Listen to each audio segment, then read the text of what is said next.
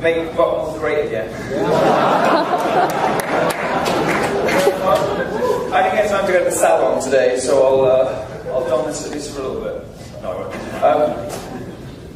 Thank you for having me. I'm actually going to not only match the $5 donation to the Trump campaign, but I'm going to add a $10 donation to the Yiannopoulos Privilege Grant for underprivileged white boys for every unnecessary heckle. No, I'm just kidding. It's been a bit of a long road in some cases, getting university approval for me to come and speak, and I'm always left wondering why. What it is that is so threatening to the progressive left on American campuses about a gay man with the wrong opinions.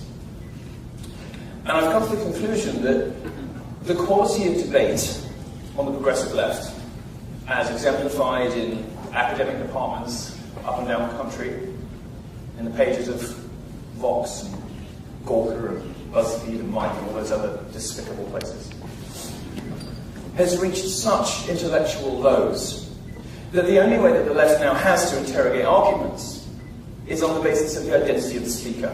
And because, although I'm a gay man and I like dick, I don't necessarily want the federal government to take 75% of my earnings, even though, gay people are supposed to believe in all of those things, that the left just doesn't really know how to argue with me. Doesn't really understand how to deal with somebody that they can't call a misogynist or a sexist or a transphobe or a racist or any of the other names that they will call all of you if you have the wrong opinions about things. They can't really do it with me and get away with it. It doesn't stick because I'm, a preposterous gay man with ridiculous hair who never shuts up about black penises. They seem... You read my Twitter, They seem unable to interrogate arguments and to look at facts, and instead they sort of run shrieking into safe spaces anytime a speaker appears on campus who doesn't agree with their point of view. I've come to the decision, though, that it's not necessarily the students that are the problem, although they are, of course, whining babies. It's the faculty. It is your professors. It is institutions that permit this behavior. The campus radicals of the 60s and 70s were, to their credit, great believers in free speech. They were wrong about everything, but they, to their credit, believed that people should be allowed to be offensive and people should be allowed to challenge the establishment. Their children and their children's children, the social justice warriors of the modern campus, have forgotten this. They've forgotten something interesting. They've forgotten that free speech, but more specifically offensive speech, serves two purposes. One, it keeps us safe.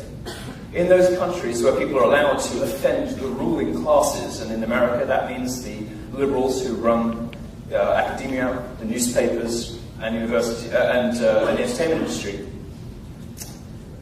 In countries where you're allowed to be rude about those people, we don't shoot each other over politics.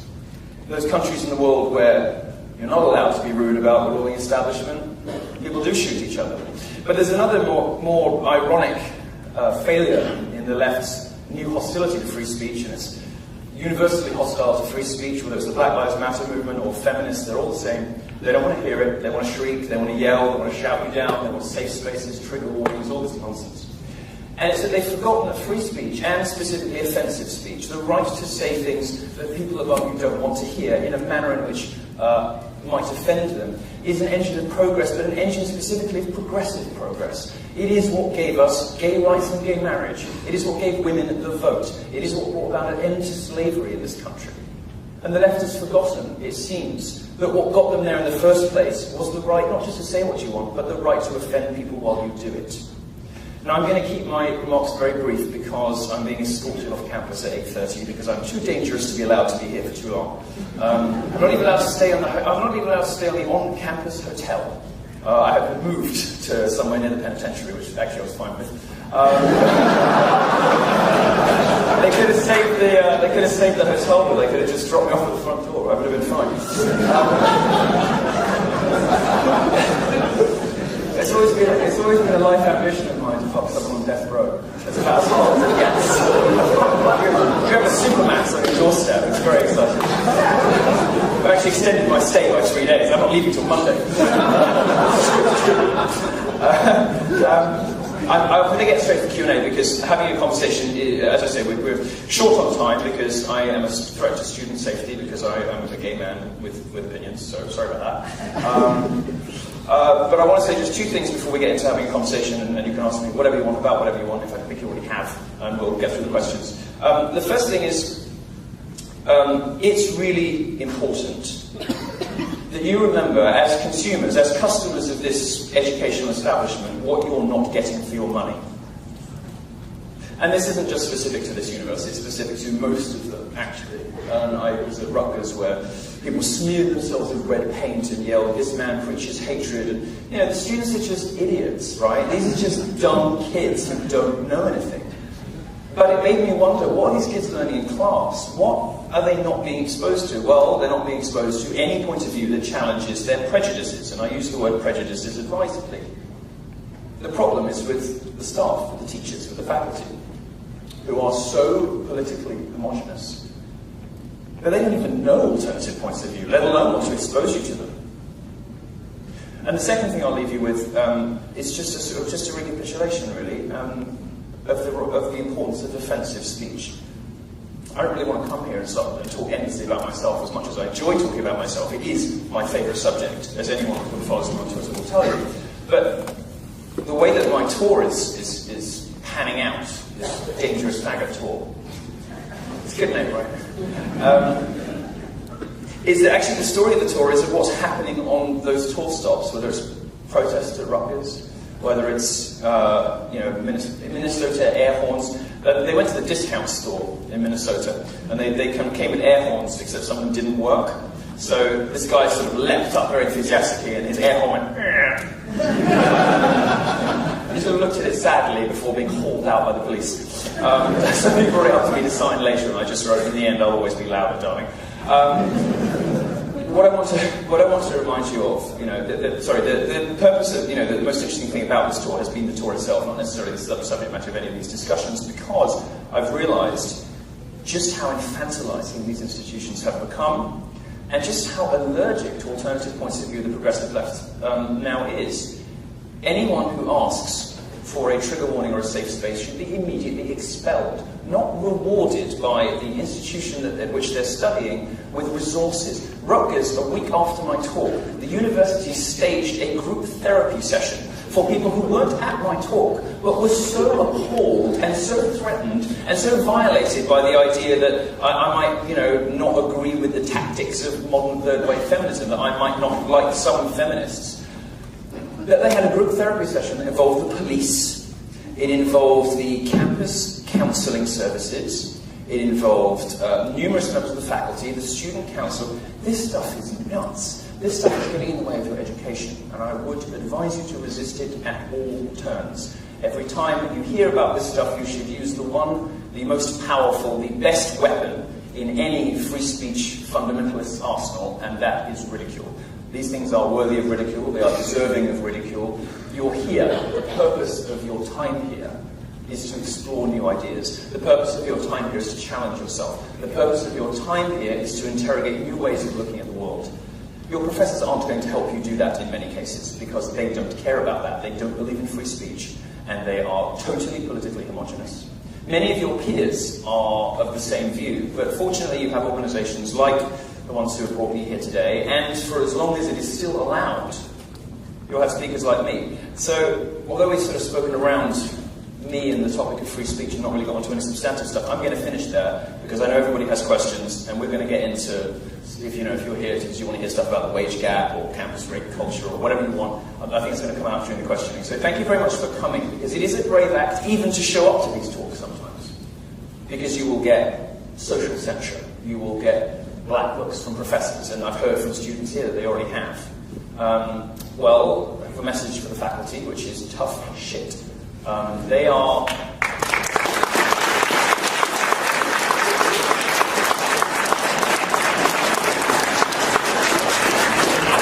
may not like conservatives, they may not like free speech activists, they may be fully down the road of crazy, hateful, bigoted, sexist third-wave intersectional feminism. But they're in the minority, they remain in the minority. The students who believe this on campus are in the minority, and the more the public finds out about this stuff, the more they loathe it.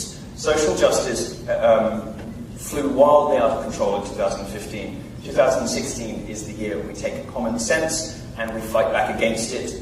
Events like this are the first wave in that. I'm doing 60 talks this year, horrifying pearl clutches all over campuses. Irony being I'm the only one who wears pearls. And this is an important thing for you to show up to. And if you lose friends over this, frankly, they didn't deserve you in the first place. Thank you very much, and let's get on with having a conversation.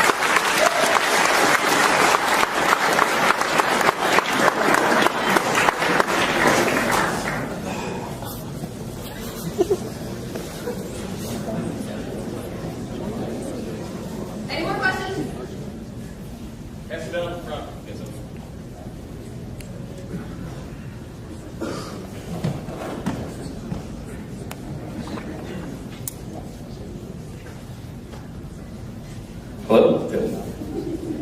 First one is, why are you so mean? Why am I so mean? I'm lovely. I'm literally the nicest person I know. I don't know whether that says terrible things about my friends, but I'm literally the sweetest person I know. Well, I'm friends with Ben Shapiro, so that makes sense. As I said earlier, it's important not just to say what you believe and to talk about it. I'm sorry. It's not just important to say about what you believe, but in times when it becomes socially and professionally dangerous to talk about facts, to say, for example, that campus rape culture is a preposterous lie.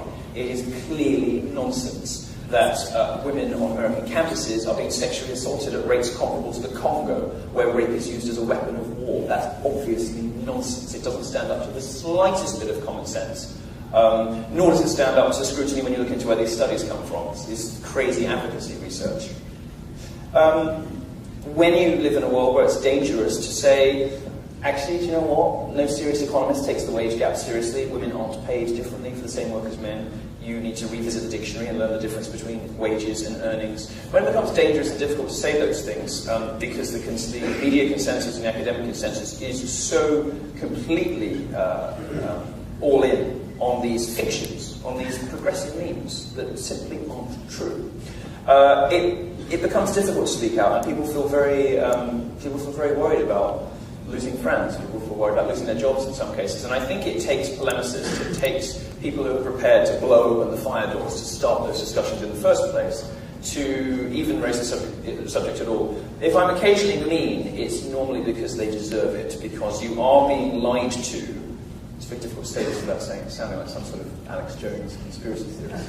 But as somebody who's been worked in the press for many years, you are being lied to knowingly every day by journalists in the press, and in the newspapers and on television. They know they're doing it. They do it anyway. They do it because the primary purpose of journalism has stopped being telling the truth, explaining the world as it really is, and has begun to become virtue signaling to their peers about what nice people they are. And this sort of narrative over fact type of journalism, this description of the world as it ought to be, or description of these scary worlds that don't exist, because they sort of tell an important story even if the facts aren't right. Well, these things damage the very people they're supposed to help. If you look at all of the rape reporting on campuses, for instance, well, every single one that I've ever heard of has turned out to be fake. UVA, Columbia, all of them. They've turned out to be frauds. Now, why does this happen? Because the journalists don't really care about the facts. They're not interested in evidence-based conclusions, in exposing wrongdoing. What they want to do is advertise to their colleagues that, rape is bad. Yeah, well, we know that. But the fact is that these things have been, the rates of these crimes have been plummeting for 30 years. And if liberal journalists are going to try to tell me that the universities run by liberals are hotbeds of racism and sexism, maybe we need a change in the administration. Maybe it would be better if conservatives ran it for a while, because clearly it's not working under liberalism. Now, what can be challenging and confusing about some of this, is that everybody seems to believe this stuff everywhere you look. And there are some very miserable and depressing reasons for that. Intellectual inquiry, the purpose of which is to broaden horizons, not narrow them. It seems to have been thrown out at a lot of universities and in a lot of, particularly in liberal arts colleges and particularly in non-science subjects. And journalists who were never told no at college, never told, that's not what the facts say. Now, these students have graduated and become journalists. They're in their 30s. They're still bitter and angry about it, but they're describing a world that doesn't exist. We live in quite crazy times. We live in times where it's open season. You can say whatever you want about the straight white male of folklore. You can abuse them, you can call them terrible names, you can do awful things, and you won't get censure for this outright sexism. You will get applause. In those circumstances, I think being mean is the least I could be doing. You good? Very fast. I just want to say. Sorry, I just. No, the question was, are you mean? And so you did treat me to Taco Bell today. That's not very. I did. I took you to Taco Bell. Okay, so next question. We don't have Taco Bell. In a previous talk you stated that rape culture does not exist. Can you define rape culture and give your reasoning behind this statement? Yeah, the very important thing to remember is, I was at Michigan a few days ago, and I've been talking about rape culture in a debate with a friend of mine, Julie. She's a radical feminist. We agree on nothing. She's a sort of hefty dyke who just comes in and swears, like, patriarchy, I hate all men, you should all be in camps, and whatever. We agree on nothing, but we love each other. We had a very funny debate. We were talking about rape culture, whether there is a culture in America, on American campuses, of encouraging rape. Well, quite clearly there isn't. And what was remarkable to me is when we went out for drinks afterwards, news started to spread among the people in the bar of what the talk had been about. And I was only in the bar for an hour, but on the way out, the coat check girl had somehow heard that I was a rape advocate, that I was in favour of rape. Well, I don't know anybody in favour of rape, and I don't think anybody really is, unless they're, African dictators or whatever. But the way that this sort of becomes confused is precisely what liberals want to do to you when, you say, well, actually, maybe 1 in 3 women have, on campus. That's obviously bollocks. What are you doing? Well, they're doing 2 things. One is they're going out looking for stories that are obviously nonsensical, like Jackie at UVA or Emma Solkowitz or Columbia. 2, they're widening the definition of sexual assault to encompass ordinary human sexuality, to criminalise perfectly respectable, reasonable behaviours, the sort of early fumblings of sexual awakening, and criminalising only ever in one direction, towards the direction of boys. Now, they do this to confuse and muddy the waters between rape and rape culture. And the reason I've given a very long preamble to this is because I want to make it very clear to say you do not believe there is a rape culture which encourages and endorses and enables sexual assault of women, which is a horrific and horrible crime, is not the same thing as saying you don't care about rape.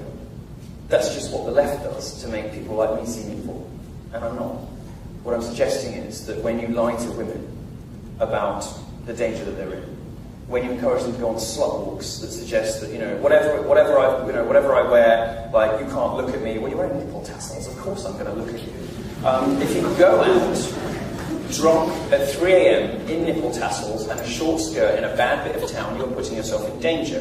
Modern feminism would like to tell young women that that's perfectly fine. You should do that because no man has any right to look at you. Well, rapists very often aren't the nice middle-class boys who went to consent classes with you during your English course. They sometimes look a little different from that. These women are not being adequately prepared for the world by modern feminism. And when I object to what is a myth, campus rape culture, it is a myth. It is based on no evidence whatsoever. It's completely evidence-free. It's a panic, it's scaremongering. When I object to that, I object to it specifically because it hurts women. Are you actually just trolling everyone, or nah? No. Why would I be trolling everyone? I just talk about facts instead of feelings. What's so remarkable is, when I'm in a debate with somebody, and then, we now live in a world where I'm offended or that's hurtful is some kind of argumentative strategy. Does that mean something? No, it's garbage. It's meaningless. When somebody says that's really offensive, the appropriate response is to double down and tell a worse joke. If somebody says that's really offensive, go fuck yourself. Go fuck yourself. I don't care. I don't care about it. Somebody wants safe spaces because these opinions are really hurtful and I think they contribute to a negative environment around, shut up, fuck off. What I want to know about is the data. I want evidence-based conclusions about the world as it really is. Not the world as liberals would like it to be, or the fictional hell they paint in order to get their policies through. I don't believe in lying to students. I don't believe in lying to anyone, but too much of journalism has become about that. If telling the truth and talking about studies is counted as trolling these days, then I will wear the badge with pride. Why do you think college campuses have become so liberal and closed-minded? And why are the administrators giving in to insane demands by students holding campuses hostages? Well, the first part of that question is historical, and it's to do with, I've alluded briefly in my opening remarks to campus radicals in the 60s and 70s who, although they were wrong about everything, they were admirably in favour of offensive speech and of standing up to power. These people lost the argument over political correctness in the public square, but they did assume, as Christina Hofstadter likes to say, they assumed all the assistant professorships and got tenure. Now, these people believe in most, now and their children believe in most of the garbage that is taught in women's studies departments, where people graduate dumber than when they went in. You go on a gender studies course or a women's studies course or an Afrocentric history course, or most of these courses, you will come out with less knowledge than you had when you went in, you will be less well equipped to deal with the world, and you'll be more of a baby. I don't understand why parents are paying $50,000 a year to send their children to university to become infantilized. It's remarkable. I've lost track of the question. How can you hate lesbians when you're gay yourself? I don't hate lesbians, I just find them funny. I mean, they are funny. I mean, there's a section of the population that has massive obesity problems, huge domestic violence, they beat the shit out of each other all the time. They're miserable, they're inane, they don't do anything, they never smile, always go on their pleasure cruises, they come at you with knitting needles if you dare to suggest they should maybe put down the second slice. I mean, they're just inherently funny people. I mean, I think being gay is funny. Like, gay men are funny, it is a bit funny, but lesbians are particularly entertaining. I've got many lesbian friends, I make these jokes to them, but, some people, of course, and there's a particular brand of modern lesbianic feminism, the man-hating feminism, the misandry that characterises modern feminism, the kill all white men, I bathe in male tears, all that kind of nasty stuff that you will see from writers in The Guardian. Respectable publications employ and endorse these sorts of opinions. And it is nothing but veiled misandry. It is man-hating. There is no justification and no truth to this weird thing about, sexism is privilege plus power plus... It's nonsense. It's a cover for women who hate men, and many of those women are lesbians. I find ridiculing a movement which is based on bigotry to be perfectly acceptable. We're going to go a different way. How do you keep your hair so fabulous? It's not today because I couldn't get to the salon, that's why I was going to wear the hat. I came straight off the plane today. You have to bleach it like 4 times to get it this colour, so my scalp looks like hell. So no, I'm going back down to brunette for those of you who are invested in these things. So. How do you feel about the wage gap between males and females? Well, I think that the wage gap, like rape culture, is, as I said in my sign at the Slut Walk in Los Angeles last year, it's fantasy. And I try not to spend too much of my life talking about make-believe, because I'm no longer a child. Now, I know that young girls like to play with unicorns and pretend that they're princesses, but unfortunately a lot of women have grown up still believing in myths and fantasy, and one of those is the wage gap. Women aren't paid less than men for the same work. If you add all of the money that men earn and all of the money that women earn and divide them, you get whatever it is, between 70 and 80, depending on whose bullshit maths you believe, 70 and 80 cents on the dollar, but that's earnings, not wages. It doesn't take into account the different life choices women make. It doesn't take into account babies. It doesn't take into account the fact that women have these biological needs to be out in the workforce for a while. And it doesn't take into account any of the other things that mitigate it. So, I mean, you take into account the different choices women make. And by the way, there is no sort of like patriarchal superstructure keeping women out of science. Because if you believe that women are being kept out of maths and physics by sexism, you have to explain why they're not being kept out of veterinary science and biology, where they completely dominate. It's bollocks. when you tell women, if you want to earn more money, change your major, change to engineering, they get very offended. Again, response is, fuck you. If you want a good salary, change your major and change to something that will earn you more money. Very straightforward. Women tend to choose not to, especially, interestingly, in more free, more feminist societies. So you look at Bangladesh, some of the gender splits in science is very often 50-50. You got to Norway, the US, the UK, the gender split widens dramatically because women, given all the available options, make different choices. It's simply not plausible to suggest that the levels of sexism in America today are so much worse than places in the Middle East under Islam. It's not plausible. It's not true. And when women make these different choices, you account for all this stuff, the supposed wage gap narrows to a couple of %. And then if you really want to get into it, and economists have to take into all these, take these controls into account, you really want to get into it, well, men pay a hell of a lot more into the tax system. They pay way more in and they take way less out. So when you start to factor those things in, it turns out actually being a man is more expensive. So, I'm a men's rights activist, I'm not going to bang on about how awful it is to be a man. But it simply isn't true. What we tell women that, after November, whatever date it is, you're working for free for the rest of the year. It's lies, and it's told to women to feed a grievance culture, to feed a victimhood culture, to feed a culture that says that you don't have to actually be wronged, you just have to say you were. You don't actually have to have any valid grievances, you just have to say you feel offended or oppressed, and you'll get free stuff. Well, I don't believe in organising the world that way. I prefer to tell the truth about things, and it's scary that it takes, some flamboyant fag from Britain to come over to America and tell you guys, because none of the boys have got the balls to do it. But I understand why they haven't, because you lose your job. How do you feel about cultural appropriation? Well, I'll tell you. I'm planning, you'll be excited by this, I'm going to give a lecture on cultural appropriation at the University in California just before Halloween, when crazy colleges like to kick up a fuss about, marrying material students. I'm going to give a lecture on cultural appropriation in full Native American headdress. I'm going to look fantastic. I'm going to have the paint, I'm going to have a tomahawk, I'm going to come in and say, how? They call me Milo, but my real name is Sleeps with Black Men. And I'm going to explain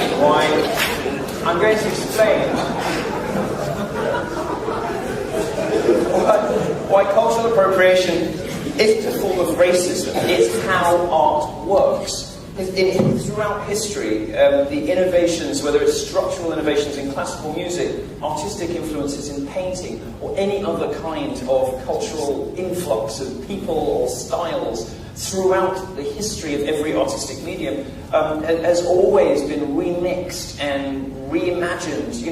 Picasso did it, Wagner did it, Beethoven did it. To now start to get guilty about this stuff because a liberal has told you that because you have white skin you must somehow be racist, even if you don't know it, even if you you have no awareness. I'm sure you don't think you're racist, but let me tell you all the ways you're actually racist. It's insane, and it's also threatening to culture because you're closing off one of the primary ways that art functions. Cultural appropriation is garbage. What is your opinion of the WNBA? Of the what? The WNBA. The what? The Women's National Basketball Association. Oh, women's sports are so boring. Look, I'm sorry, ladies, but if you're a dissident from China, they give you two options: death or women's football. You can go and you can be subjected to 3 hours of women's football. Most people choose death. What's amazing, though, is the way that liberals will try and foist this stuff on you. They try to force you to pretend you enjoy women's football by kind of guilt-tripping you into it. So that the BBC will say, millions of people are watching the Women's World Cup. Well, yeah, because it's every fucking thing on. Because you won't let us watch anything else. The whole of BBC Sports is taken up with it, and nobody really likes it. There's biological reasons for this. Women are slower. They're not as good at football. It's biology. Modern feminists don't like that very much. They think everything is socialised, which of course is bollocks too. Women have less upper body strength. They have less stamina. Women's football is measurably slower and more boring. And when you take it up to really physically competitive sports like hockey, it becomes even more pronounced. I think I'm right in saying the women's Olympic hockey team in the US plays high school boys when they're practicing for the Olympics. because they're the best teams. Like, 'cause that's like a good level for them to practice at. The women's Olympic hockey team plays high school boys because that's like good Olympics practice for them. Obvious, men and women have different aptitudes. I personally find a lot of these women's sports insufferably dull. The only exception is tennis, that's just because I like the funny sounds. Do you prefer Trump or George W. Bush? Well, I've had a private audience with W last year, and he's very intoxicating. He's very sexy. Like, I can see why people loved him who worked for him. Like, I was sitting there for an hour, and by the end of it, I was just like, he's very magnetic. And he has that sort of magnetism, that sort of aura of charisma that the only two other people that have ever had it that I've spent time with or been in a room with have been Mariah Carey and Margaret Thatcher.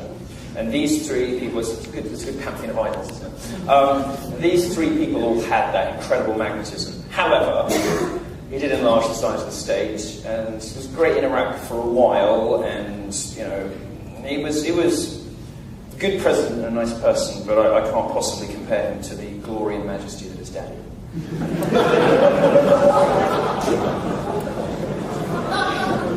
You're the one that wants to make Bucknell great again. You gave me this fucking hat. I'm with you. It was just in the car. I think this is a great question. The question says, I'm an actor who is conservative. How does the right win back Hollywood in the culture war? It's become increasingly harder to be an actor. Yeah, I mean, basically fucked. Because if you express your political opinions, you'll be blackballed, you won't get the roles you want, you won't get the sex you want, you know, they won't even sell you the house you want. I mean, I used to live in Beverly Hills, and the way that people, you know, buying houses in certain bits of America is a lot more to do with, it's kind of like, you know, when you have like in America, in your apartment blocks, you have like the Residents Association, they kind of have to okay people before you're allowed to move in. Well, Beverly Hills is a bit like that. And yeah, I mean, conservative opinions in Hollywood, you won't be able to live in any of the best neighborhoods. You will be shunted into like action or villain roles. I would suggest you either change your profession or change your politics. So I suggest you change your profession. Do something else. Okay. You self-identify as gay but think lesbianism is a trend. What's the difference between male homosexuality and female homosexuality? And what gives credence? Well, I'm not entirely persuaded by lesbianism as a concept. I mean, men have been sleeping with men since 2000 BC, but lesbianism is a relatively modern thing. I mean, if it had been happening, Juvenal would have told us, and he didn't. It wasn't really widespread in society until relatively recently, and I think it was... I mean, look, all sexuality is an element of nature and nurture, right? But women's sexuality in particular is malleable, and we know this from the flawed but interesting Kinsey studies and all the stuff that's happened since. We know that women's sexuality is much more malleable, it's much more fluid. Women can go between men and women in male and female relationships in their lifetime in a way that men generally don't. Which has led me to make jokes about, you know, there not really being any actual lesbians, which I do sort of believe. So Julie Bindel, who I dated, debated. Sorry, it's been a very long day. Who I debated in Michigan is a proper lesbian. I mean, you just look at her, you'd know. She's built like a tank. You know, you just know she's got a weed-boned cardigan. You know, you can smell the cat piss. You know, you just know she's obviously never going to have sex with a man. But I think for a lot of women, there's a degree of sort of, you know, I just need a break, I need a change, I want companionship, I'm not so interested in sex. And a lot of these, and I want to move women away from lesbianism because I care about women and I love women, and I don't want them to be subject to the lesbian obesity crisis. The federal government spent $3 million last year working out why lesbians are all fat. I don't want them to fall foul of the lesbian domestic violence epidemic, something I covered in a column last year, which was sensitively titled "Attack of the Killer Dykes." I don't want lesbians in college to fall foul of. Actually, this is an interesting thing for you. The only real rape epidemic on campus. I mean, I've sort of given you the answer. Can anyone guess what it is? Well, if you look at Department of Justice statistics, women who claim they've been sexually assaulted are vastly disproportionately, they report themselves as lesbians. Well, there are only two explanations for this. One, that men are going out and seeking lesbians to rape, which seems unlikely to me, or that lesbians are raping each other left, right, and centre, and that the only consent they give each other is co-signing at the Subaru dealership.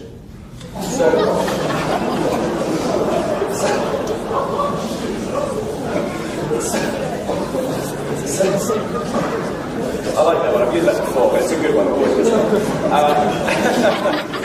There is only one respect in which there may be a problem with sexual consent on campuses, and that is between lesbians. The official statistics show that very clearly. University administrators don't want to know. Feminists don't want to know. Nobody wants to talk about it. Nobody ever will talk about it because it's politically incorrect. But actually, if there are girls on campus that need help, it might be lesbians.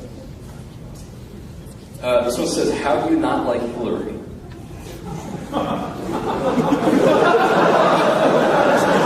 Because she's an evil robotic criminal.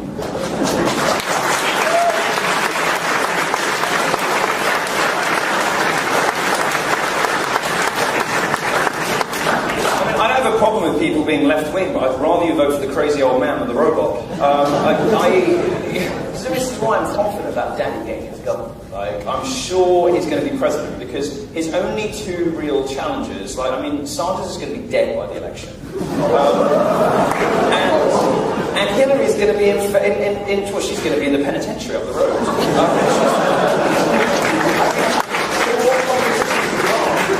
He certainly doesn't have any competition from his own side. Cruz is just, just reeks of pure evil. I mean, you can look at him and it's like, I like all of his policy positions because there's something amphibian about him. I can't deal with it. Rubio is, just some homo from Florida. Who else is that? I mean, you almost banned me from this event. You almost banned me from this event because I showed up at the airport to pick you up. He showed up at the airport in a Marco Rubio fleece. And I didn't know what to be offended by more, the fleece or Marco Rubio. I didn't know whether it was the terrible candidate or the synthetic fabric, but we've lost it, I'm happy to say. Alright, we'll move on. Was Obama going to drop out really soon, What's that? He's going to drop out really soon. Alright, we'll talk about come over to Daddy. We'll talk about it. Was Obama a good president? What? Was Obama a good president? It was nice that we had a gay president. I felt good about that. And obviously, any black guy in a position of authority, I'm fine. Ideally, Luke. The problem is, America. I've always admired America because I've always thought it was the sort of highest and most perfect expression of those values that Britain shared so brilliantly across the world. And if you've listened to any of my talks online, I bang on about this all the time, so I'm sorry. But for those of you that haven't, we didn't invent property rights, democracy, freedom of speech, any of those things. Well, I did, I'm Greek. But Britain didn't invent those things, but it probably spread those things around the world more effectively than anyone else. And all the places that Britain has been are the nice places in the world. Canada, well, I can't remember Canada, but Australia, America, even the bits of the Middle East, where women can wear what they want, like Kuwait. Why? Because the British were there. And the places the British has never been, like the rest of the Middle East, generally places you don't want to go. I've always seen America as a sort of highest and most perfect expression of those great values that Britain shared. Under Obama, however, the country is slipping backwards. We're going for socialised healthcare, which is hugely expensive and hurts everyone. Everyone laughed at Palin's death panels thing, which is not wrong. It's an expensive horror show. Socialised healthcare, it's a disaster. And the extent to which this president, and in my own area, I talk a lot obviously about the gender issues, the extent to which this president has, and I think it must be knowingly, this guy must know that 1 in 3 women being assaulted, was it 1 in 4 yesterday? It's going to be, 15 in 3 by 2028. He must know this stuff isn't true. He's smart enough to know that the wage gap isn't true, that it's a sort of asinine trickery with numbers just to get at men. He must know this stuff isn't true, but he repeats it anyway and starts to implement policy based on it. The fact that Title IX came in under an Obama administration, who knows how much he had to do with it. I can't help but come to the conclusion that America has started to slide backwards socially under Obama's tenure, not least because, as a black president, he has done less than nothing for black people. And I like to laugh and joke about feminism because I think that ultimately it's run its course, it's served its purpose. We should be very proud of the fact that we now, that we now have a society in which women have equal access to institutions, to education, to the workplace.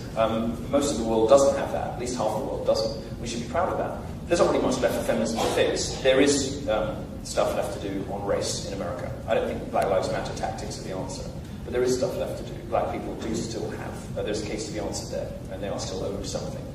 But Obama has done less than nothing for those people. Race relations are worse than ever.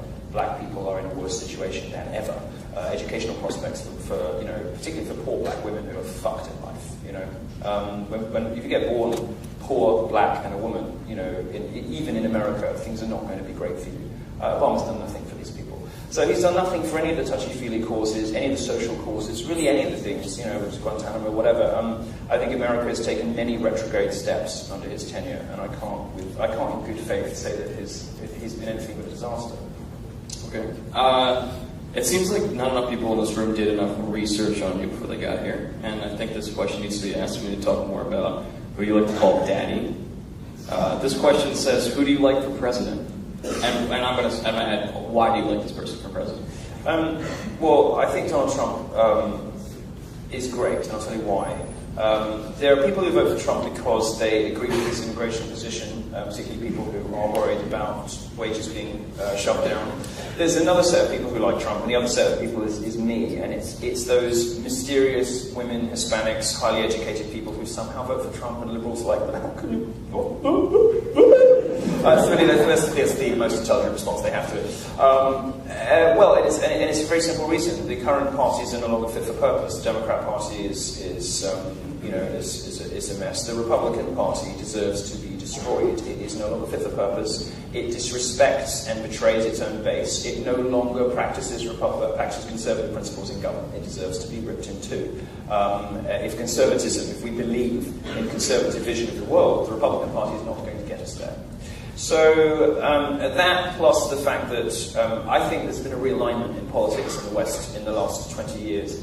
I think that people no longer primarily identify, left and right, or at least that's not the most important thing about somebody when I meet them. When I meet somebody, what I care about is if they want to control how I live or they don't. And authoritarianism versus libertarianism, control what you read, what you say, what you think, what video games you can play, what movies you can watch. I want them to fuck off out of my life. I want them out.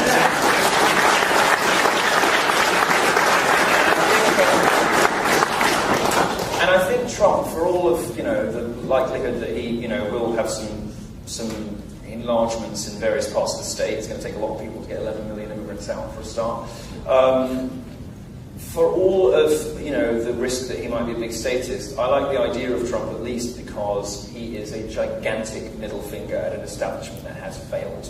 The left-wing establishment has failed. The right-wing establishment has failed. The consensus, of the people who rule over us, whether it is university administrators, editors of newspapers, or politicians, they have failed. Their solutions to the problems are not working. They don't care about us. They don't care about voters. They don't really care about anybody outside their own circles. And when even the Republican Party, you've got these Republican strategists, bitching about his own voters of being like anime nerds or whatever the hell it was Rick Wilson said, fuck Rick Wilson. When you've got people beating up on their own honest, decent supporters, people who are good, decent people who have valid concerns about whether it's immigration or radical Islam or whatever, when the Republican establishment is like, I'm looking to liberals say, can I say this? Is this okay? Is this sexist? Is this racist? Is this all right? Constantly on the back foot. The Republican Party is just no longer fit for purpose, and the best expression of that is them throwing their support behind Rubio now, this sort of last-ditch effort to stop Daddy. Typical. I mean, he's just the Republican Obama. He's done nothing. He's achieved nothing. He looks good and he sounds all right. He's just Republican Obama, and I don't want that government. I want the existing structure of parties to be ripped apart and something new to be imagined, something new to be constructed. And I want disaffected liberals, who are most of my fans actually, and libertarians and classical liberals, and old proper conservatives to join together and form the new libertarian majority. That can only happen when the Democrat Party and the Republican Party history.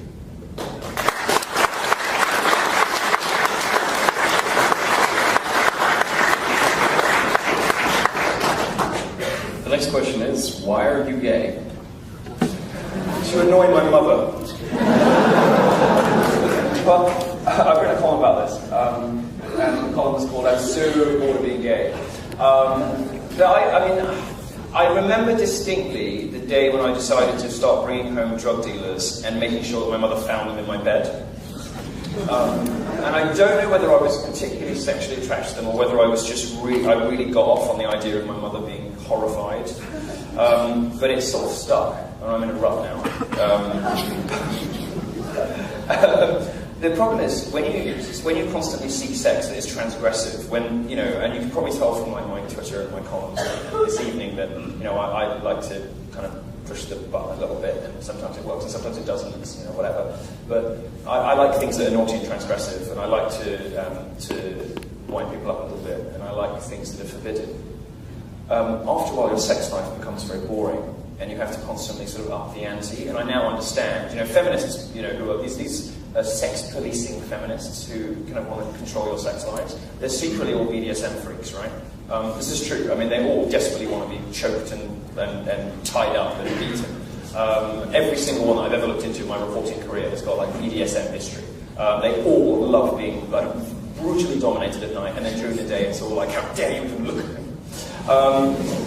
Remarkable pattern. But I sort of get where they're coming from, because when you want to be subjugated and you want that sort of forbidden sex, you have to keep upping the ante. So I find it difficult now to get an erection without a gun to my head, for instance.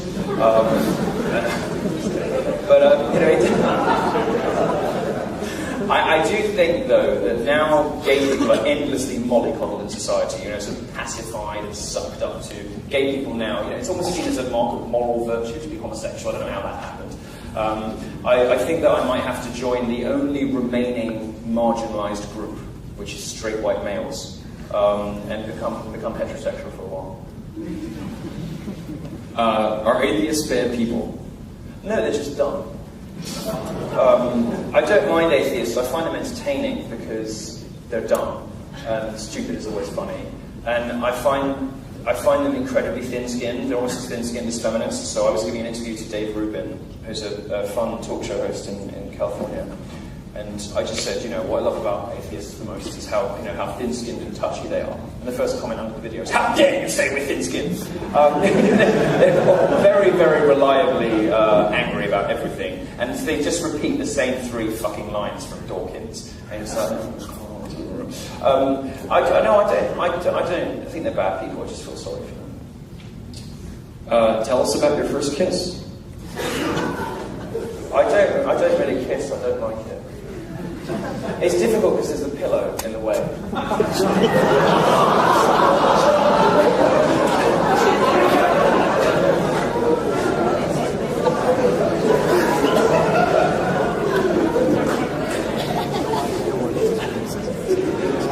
tell you if you want to know. I was on a German exchange trip. By the way, I lost my virginity in an interracial fivesome with 2 drag queens. And that wasn't my first kiss, but it was a good deep plate story. I might tell something another time. My first kiss is I went on a German exchange to Flensburg in Germany, which is just over the border from Denmark. And I ran away with this boy from the school that we were twinned with. And they found us in a field, smooching, and we didn't even know what to do with each other at that point. But we just sort of smooching, and then I set fire to the shed because my mum took my international roaming away, so I couldn't call her. Here's one that just came up. How hot is Ben Carson? And would he be a good president? The problem is, it's difficult to find anyone sexually attractive who's on that much Ambien.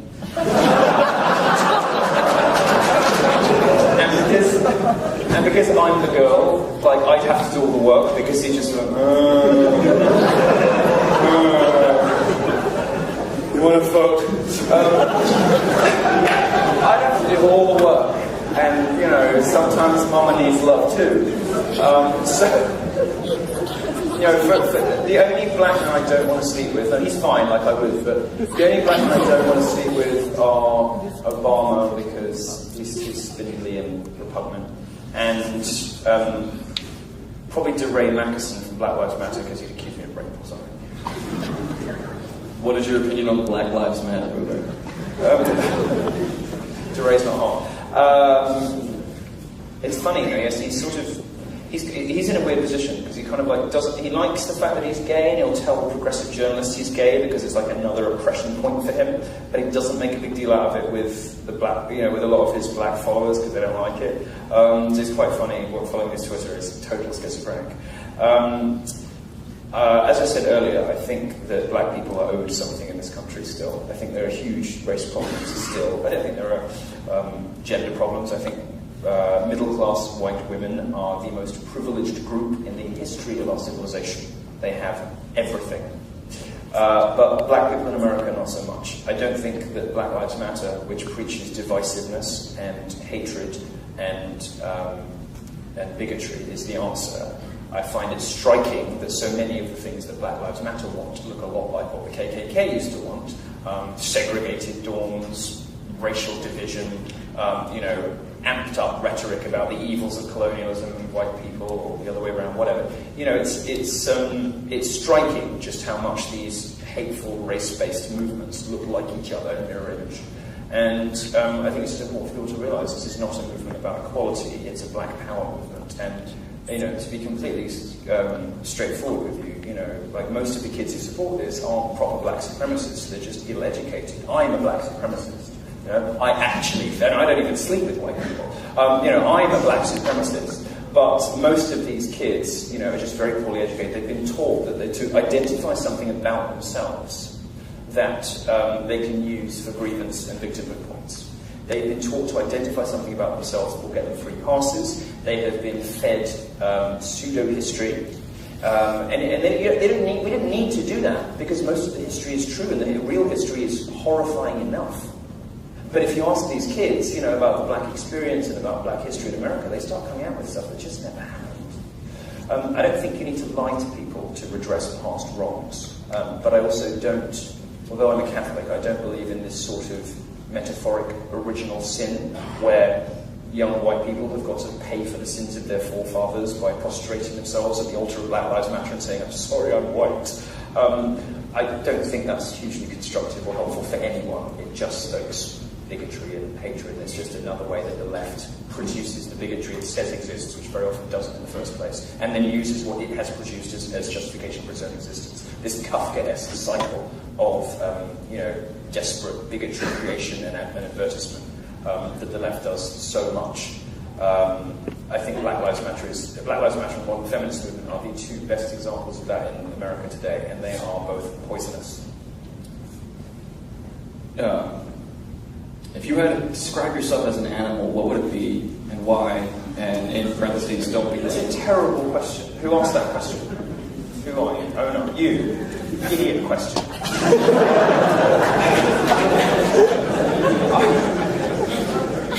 Ask another one.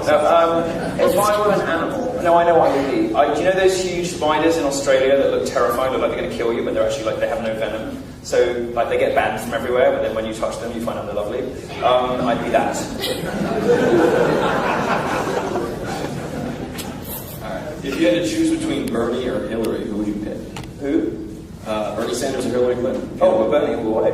I would totally Sanders. I mean, the thing about Daddy and Sanders is that many of the voters are quite ideologically promiscuous. What they hate is the establishment. They hate the kind of late capitalist cartel between, you know, politicians and the banks, the sort of intricate symbiosis of late capitalism and nepotism. They hate all that stuff. They just come to different conclusions about it. But they're very easily re-educated to the path of truth and righteousness, which is, of course, gold glittering White House and marble floors. Yes, it's wonderful. Imagine the Trump White House. It'd be amazing. I was his press secretary. I'd be an amazing press secretary for Trump. Daddy doesn't feel like talking to you today, so I'm going shopping. Put your questions in the box. See ya. That would be great. I would choose Sanders partly because he would do so much damage to the socialist sort of this resurgent socialist movement, such as it is in America, just by existing, because he's mental.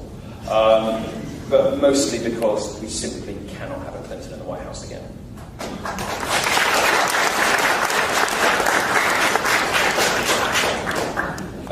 As a Trump supporter, I have been ridiculed and discriminated for my views. How have you dealt with staunch opposition to your political stances, and what are some examples of those oppositions? I just laugh. I laugh because I walk with the certitude and confidence of cosmic justice. I know that Daddy is the way, the truth, and the light. I know that he's going to win. I know that America is going to be made great again. When you have that confidence, things just bounce off you. I think it takes some practice. I know with interest that universities and even social media networks have been very reluctant to police hatred, death threats of violence against conservatives, and very quick to police conservative humour. I myself was unverified by Twitter because I made too many jokes about feminists. It's sort of like buying a business class ticket for an aeroplane, and when you get on, they tell you to turn right. The food was terrible, and everyone around you was awful. They were walking on the street feeling like a poor person. It was dreadful.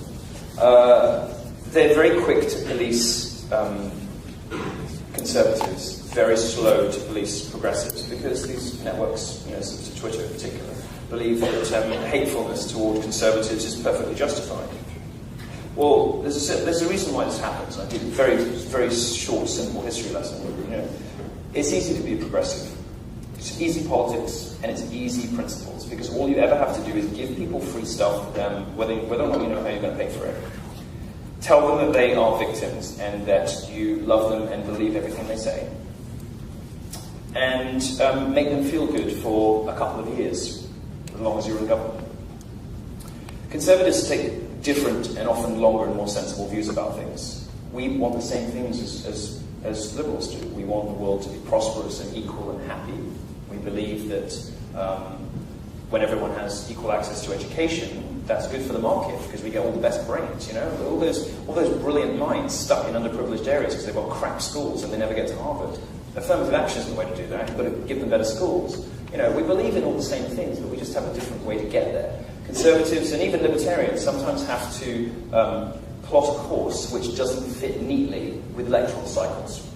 And very often they have to make hard decisions which sound more difficult, in some cases even harmless in the short term, but which benefits so many more people in the long. Being a liberal is easy. All you've got to do is make other people feel good about themselves, and even I can do that. But being a conservative can be difficult, and it's very easy to paint conservatives as hateful, as selfish, self-interested. We're not. We want all the same things. We just have a different way of getting there. And it's been a great triumph of leftist politicking to paint that different vision of how America should work, the proper limits of government, the relationship between the individual and the state, how much autonomy we should have, how much free speech we should have, the extent to which other people should be allowed to interfere in our lives. We have a different view on some of those things. For that to be classified as hateful and bigoted, which is what the left has so successfully done over the last 30 years, is a shame. But it seems to have stuck because, as I was saying, the Republican Party is fucking useless. Conservatives are hopeless. The founder of my site, Andrew Breitbart, understood that politics is downstream from culture. You've got to fix the culture first. You've got to stop giving institutions like this over to liberals and letting them run them into the ground and according to them, make them hotbeds of racism and rape. You've got to stop letting them have complete ideological hegemony in all of the social studies departments, because that affects the way that journalists start to understand the world around them, and they start printing lies. You've got to stop letting the entertainment industry just giving it over to liberals. You've got to fund more, better, different new media sources. Conservatives have been okay at media, but not perfect. It's a shame that conservatives get painted like that, but we have to, because we're not whiny babies like the other side, we can take it. And if they want to call us sexist and misogynists, and they call me that every day, you're not, so don't worry about it. Return insistently, politely, and always with a request for the evidence, the facts. What is it that you are basing your opinion on? And if all else fails, the ultimate tool in your arsenal, the thing that you can use that will win, because it always does, because nobody can resist the truth wrapped in a good joke, is ridicule and humour, because the left isn't very good at that. They're good at hectoring and being, clutchingly earnest, and they're good at fainting couch kind of behaviour. They're not very good at being funny. And one of the things that my recent astronomical success has taught me is that being funny is half the battle. What was the inspiration behind your dangerous faggot or name? Just to wind up liberals. I just put the dangerous faggot tour because I knew, as indeed did happen, that idiot college administrators would start asking for the name of the tour to be censored. So, I mean, even Rush yesterday, Rush Limbaugh was talking about me yesterday on the radio, and he calls my tour the Dangerous Blank Tour, because even he doesn't want to say faggot on the radio. Well, for those heterosexuals in the audience, I'm giving you permission to say faggot. You can say queer, you can say gay. Gay is best used not to describe homosexuals, but best used in its premium sense, which is rubbish, crap, lame, shitty, Hillary supporting, immigrant. You hear, conservative. You hear somebody saying something really lame and feelings-based, like I'm offended. The best response to that is stop being gay. Do you think society has blurred the lines between what is offensive and what is harmful, and what are the implications of that? Yes, there is no such thing as violent speech. There is no such thing as somebody's safety being threatened by different political opinions. Now, the basis on which the safe space, whatever the idiots are on campus this evening, and the protests, they didn't show up because, of course, the weather is bad. I mean, they're fine on Facebook in the dorms, but when they see it snowing outside, they're like, I don't care about that much. Costed liberal cunts. They don't care about anything enough to get out in front of Facebook. What was the question? I think I lost it. I lost it. What was the question? Do you think society has blurred the lines between what is... Oh, yeah. Sorry. I have too much coffee. It just makes my brain skittish. We've got this blurring of the lines now between what is offensive, harmful. I'm a free speech fundamentalist. I think that people should be allowed to experience and listen to everything. I think you should be able to read whatever you want. If that's, My Little Pony or Mein Kampf, I don't care. I want you to be able to read everything. I would choose My Little Pony, but whatever. I want you to be able to think about anything and express any opinion you like. When people get censured for that opinion in public, that's the system working as intended sometimes. I want people to be able to watch any movie they want, play any video game they want, read any book they want. I want total and complete cultural freedom. That is not what the left believes. The left wants to control you, wants to control your life, wants to lay down the law about what you can do, and doesn't just disapprove of you, it doesn't just believe that you are problematic, but it also wants to actively ban you from even accessing certain things, because those things could be nebulously harmful in some way they can never explain. Well, there is no respect in which a couple of jokes about lesbians on stage this evening endangers student safety. That's preposterous crap. Some people won't like the jokes. Don't show up. If you don't want to listen to stuff like this, don't come. But you have no right to control what other people can listen to. You have no right to lay down the law on what other people can experience and what other people can enjoy. And so when the left mischaracterizes things that it doesn't like for a variety of bogus and bad reasons, as in some way harmful, the best response is to laugh. Recently I saw a video of you holding a sign that said, "Regret is not rape." What do you think qualifies a real rape? Well, I think it's fairly clear where there is, sexual contact without consent. I think that's very obvious. What has happened, though, it's worth pointing out, particularly on college campuses in particular, you now have these kangaroo courts on campuses, which can, just merely on the preponderance of the evidence, destroy men's reputations.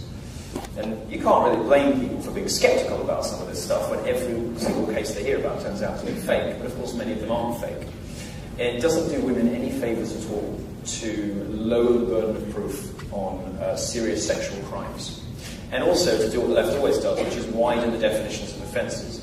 So, I mentioned briefly earlier supply and demand. As Dan Hannan makes this point, I think it's Dan Hannan. Maybe. One of my fellow Brits makes the point that the left has a supply and demand problem when it comes to outrages. It has to manufacture them, it has to go in search of them. So you've got liberal journalists in America desperately searching, like calling around everywhere in the Midwest, trying to find one pizzeria that will say, you know what, I'd rather not engage with a gay wedding. Yes, guys, we've got one, we've got bigots! We found some bigots! The fact is that most people aren't these days anymore, but this sort of bigotry shopping goes on anyway. And it's so retarded. That's a word I'm supposed to say also, but I do because it's obviously not a slur against people with whatever. It's so stupid. It's completely stupid.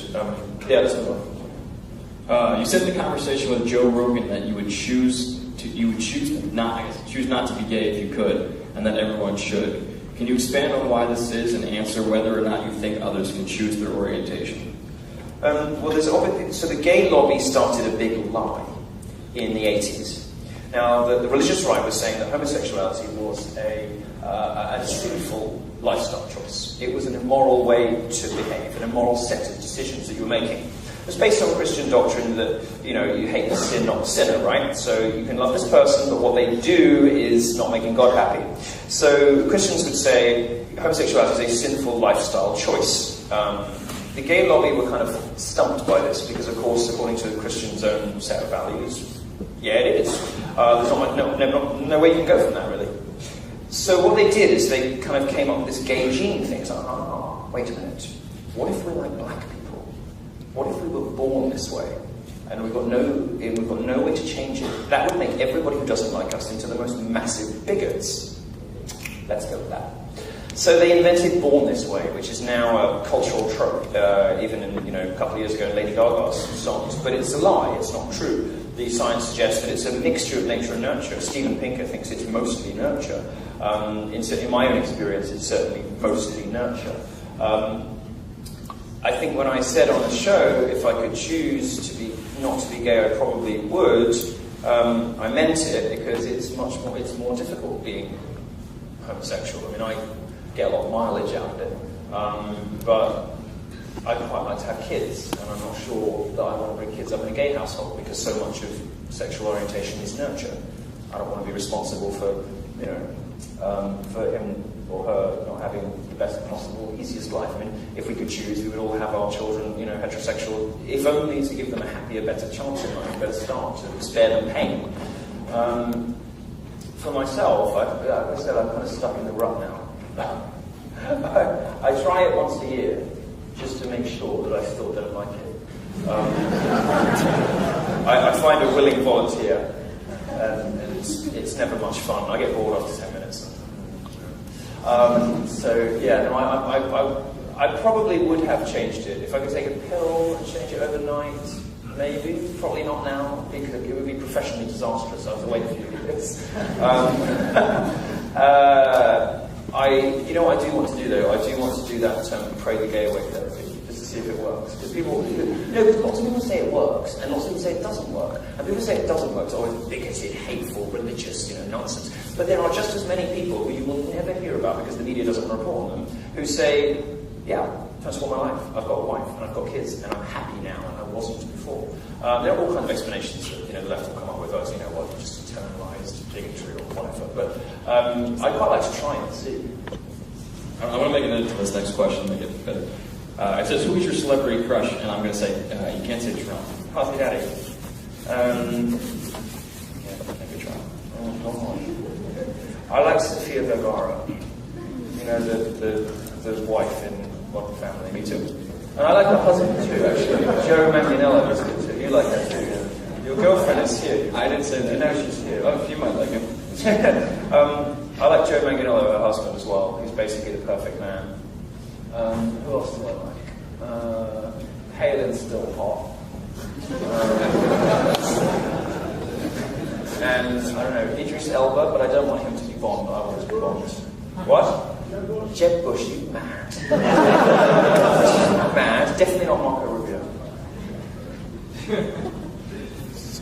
We have time for a couple more. Let's see. We're being told we're going over, so if a burly security guard forcibly removes me from the stage, do get it on YouTube. I make sure my sunglasses are on. I'm looking really camp, so the school looks as bad as possible. You know, sort of hauling this homosexual off stage.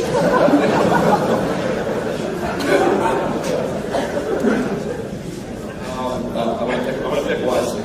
No, I forgot my Louis Vuitton.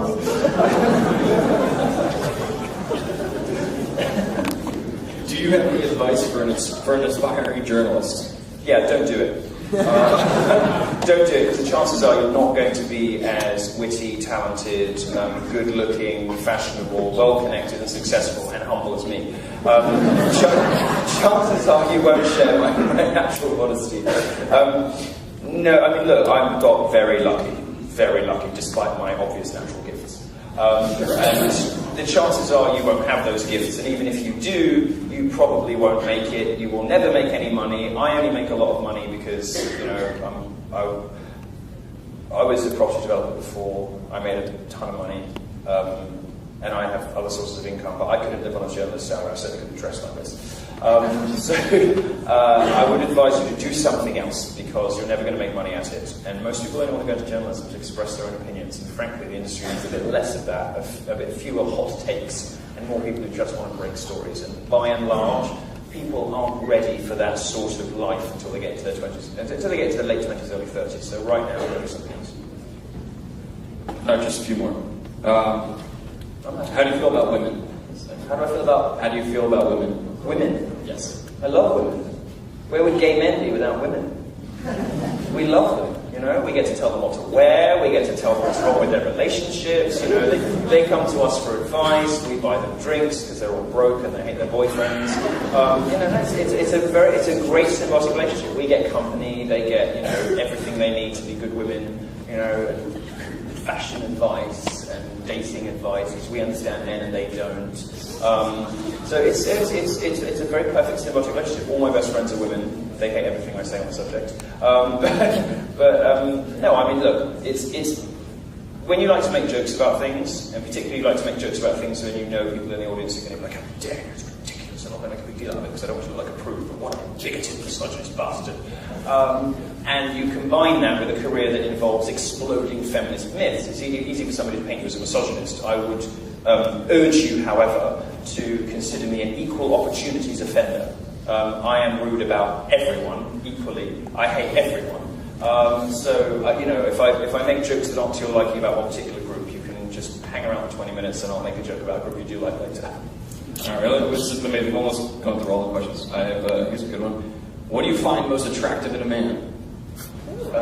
Money. Skin color, actually. Yeah. No, they could just, I mean, as long as they're the right race, that's all I don't care. No, I don't know.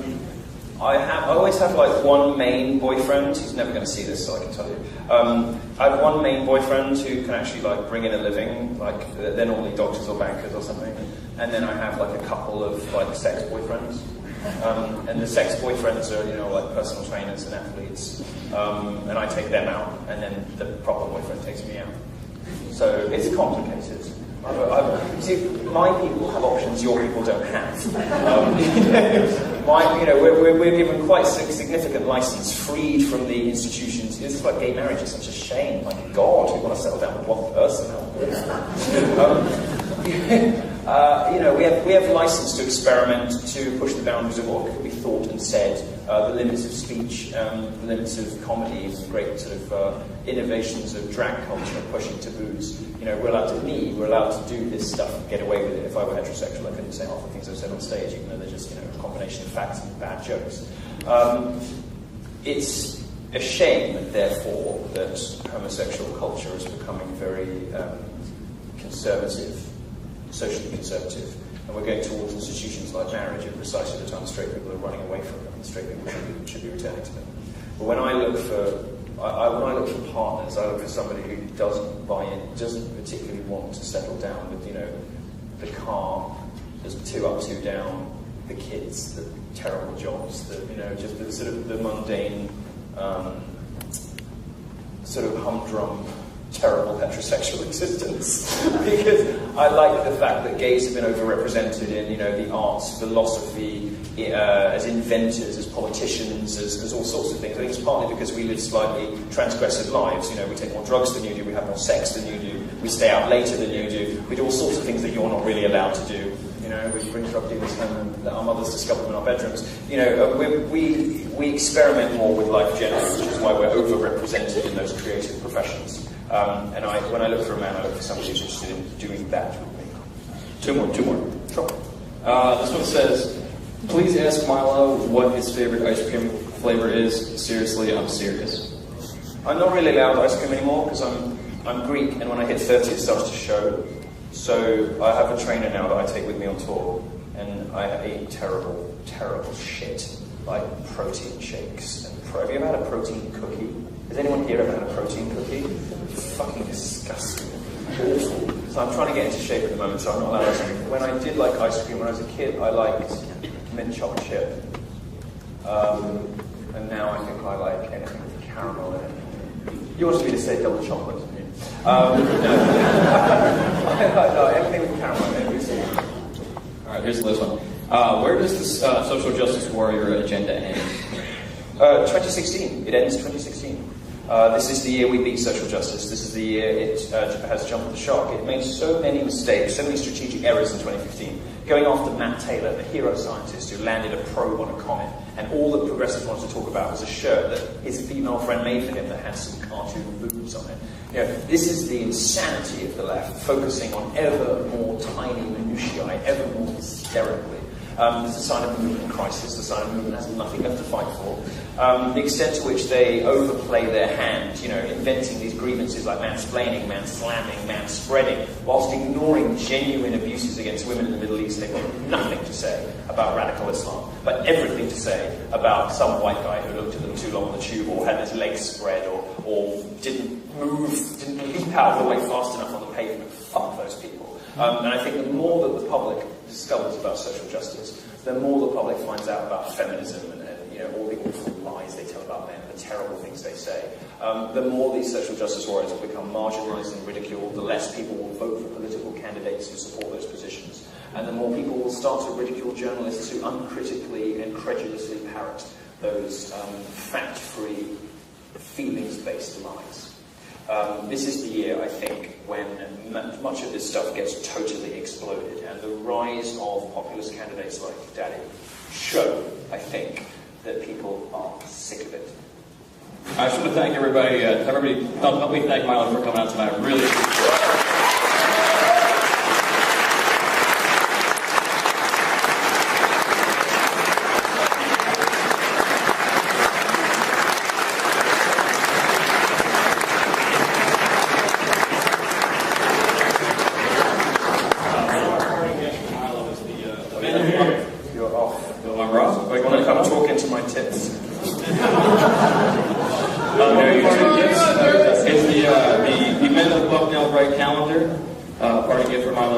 He is our newest member, so I got this.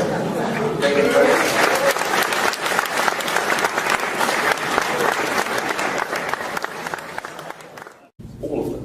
They turned out to be frauds. Now, why does this happen? Because the journalists don't really care about the facts. They're not interested in evidence-based conclusions, in exposing wrongdoing. What they want to do is advertise to their colleagues that, rape is bad. Yeah, well, we know that. But the fact is that these things have been, the rates of these crimes have been plummeting for 30 years. And if liberal journalists are going to try to tell me that universities run by liberals are hotbeds of racism and sexism, maybe we need a change in the administration. Maybe it would be better if conservatives ran them for a while, because clearly it's not working under liberalism. Now, what can be challenging and confusing about some of this, is that everybody seems to believe this stuff everywhere you look. And there are some very miserable and depressing reasons for that. Intellectual inquiry, the purpose of which is to broaden horizons, not narrow them, seems to have been thrown out at a lot of universities, and in a lot of, particularly in liberal arts colleges, and particularly in non-science subjects. And journalists who were never told no at college, never told, that's not what the facts say, now, these students have graduated and become journalists. They're in their 30s. They're still bitter and angry about it, but they're describing a world that doesn't exist. We live in quite crazy times. We live in times where it's open season. You can say whatever you want about the straight white male of folklore. You can abuse them, you can call them terrible names, you can do awful things, and you won't get censure for this outright sexism. You will get applause. In those circumstances, I think being mean is the least that I could be doing. You good? Very fast. I just want to say. Sorry, I just. No, the question was, are you mean? And you did treat me at Taco Bell today. That's not very good. I did. I took you to Taco Bell. Okay, so next question. We don't have Taco Bell. In a previous talk, you stated that rape culture does not exist. Can you define rape culture and give your reasoning behind this statement?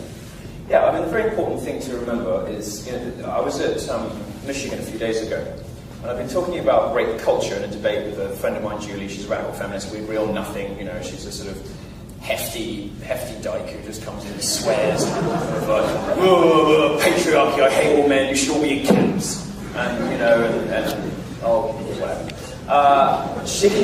We agree on nothing, but we love each other. We had a very funny debate. We were talking about rape culture, whether there is a culture in America, on American campuses, of encouraging rape. Well, quite clearly there isn't. And what was remarkable to me is when we went out for drinks afterwards, news started to spread among the people in the bar of what the talk had been about. And I was only in the bar for an hour, but on the way out, the coat check girl had somehow heard that I was a rape advocate, that I was in favour of rape. Well, I don't know anybody in favour of rape, and I don't think anybody really is, unless they're, African dictators or whatever.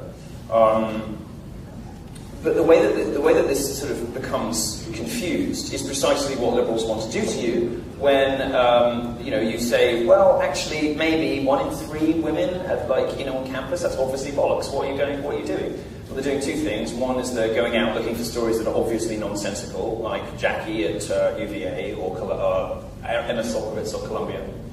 2, they're widening the definition of sexual assault to encompass ordinary human sexuality, to criminalise perfectly respectable, reasonable behaviours, the sort of early fumblings of sexual awakening, and criminalising only ever in one direction, towards the direction of boys.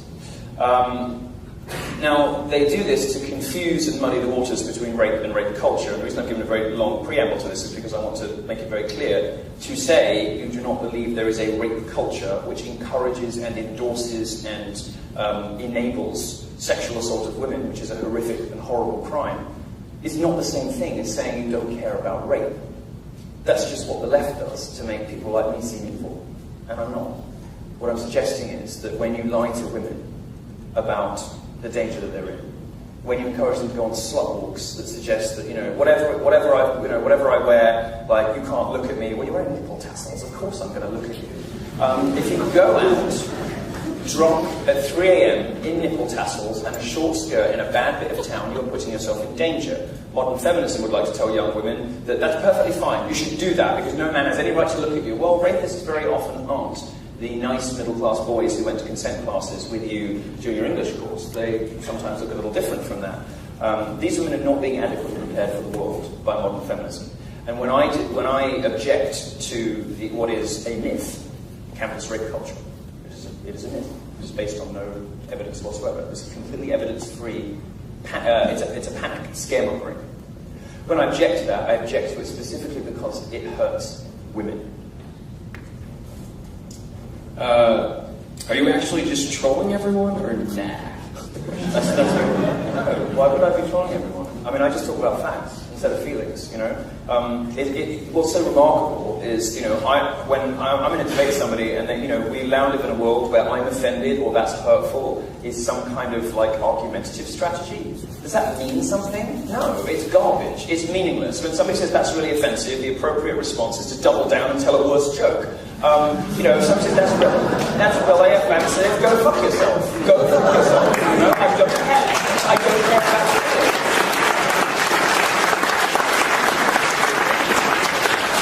Safe spaces because these opinions are really hurtful and I think they contribute to a negative environment around shut up, fuck off. What I want to know about is the data. I want evidence-based conclusions about the world as it really is. not the world as liberals would like it to be, or the fictional hell they paint in order to get their policies through. I don't believe in lying to students. I don't believe in lying to anyone, but too much of journalism has become about that.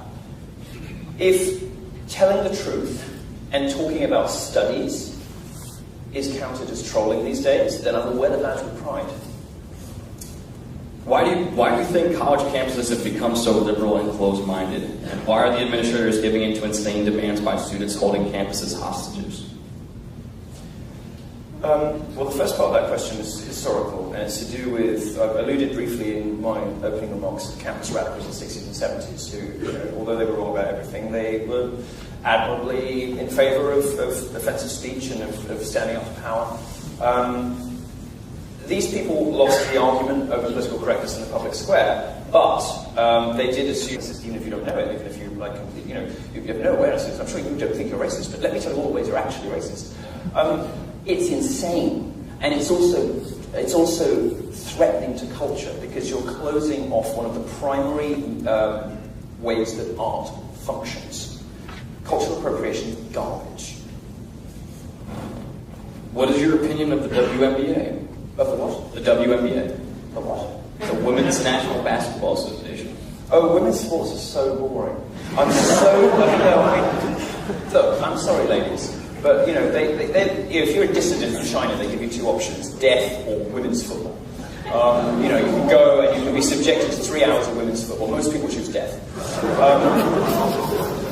What's amazing, though, is the way that liberals will try and foist this stuff on you. They try to force you to pretend you enjoy women's football by kind of guilt-tripping you into it. So that the BBC will say, millions of people are watching the Women's World Cup. Well, yeah, because it's the only fucking thing on. Because you won't let us watch anything else. The whole of BBC Sports is taken up with it, and nobody really likes it. There's biological reasons for this. Women are slower. They're not as good at football. It's biology. Modern feminists don't like that very much. They think everything is socialised, which of course is bollocks too. Women have less upper body strength. They have less stamina. Women's football is measurably slower and more boring.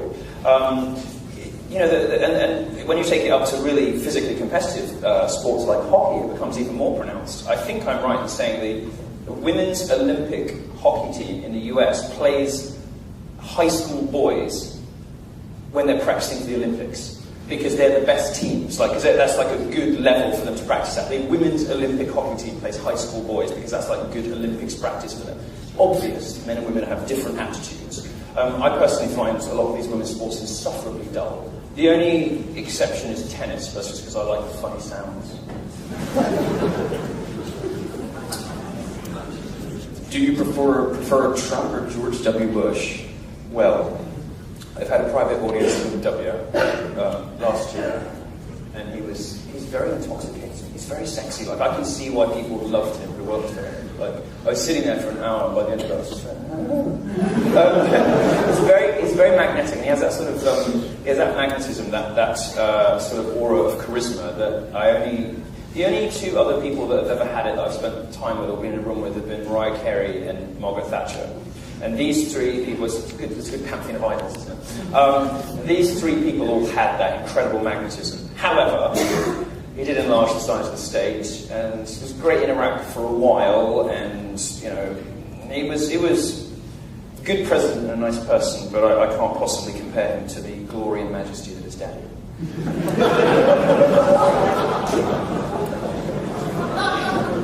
You're the one that wants to make Bucknell great again. You gave me this fucking hat. I'm with you. It was just in the car. I think this is a great question.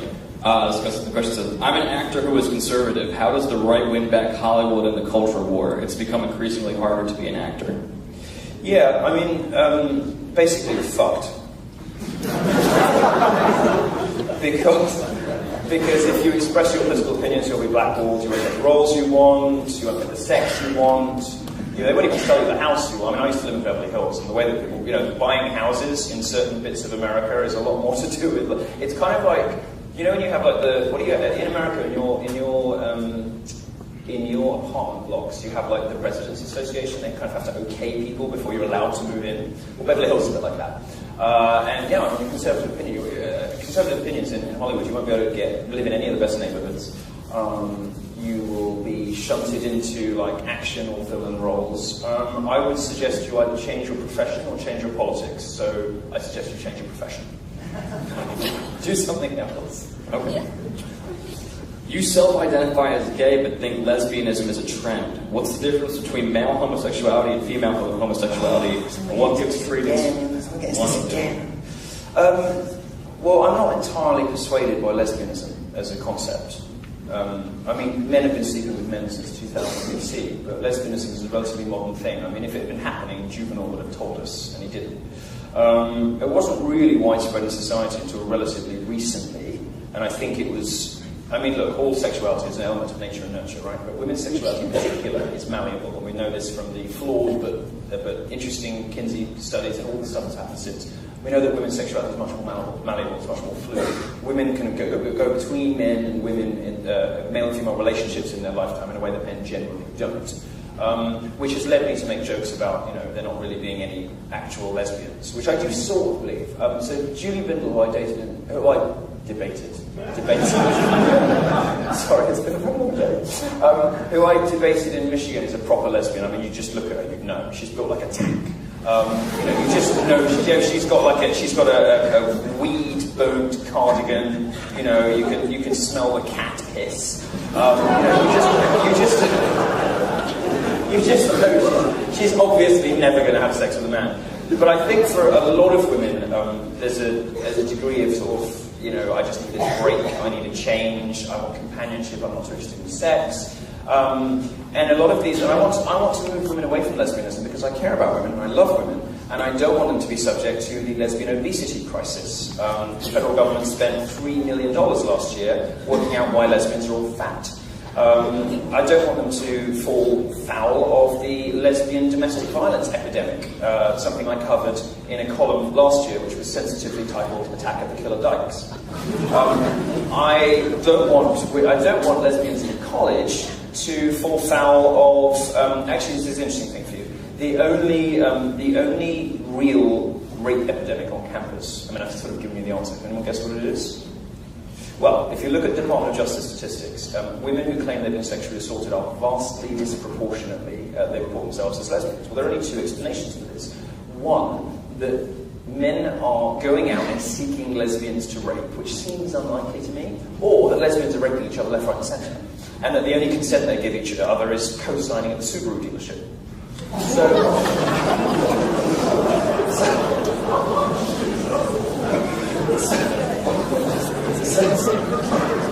I like that one. I've used that before, but it's a good one.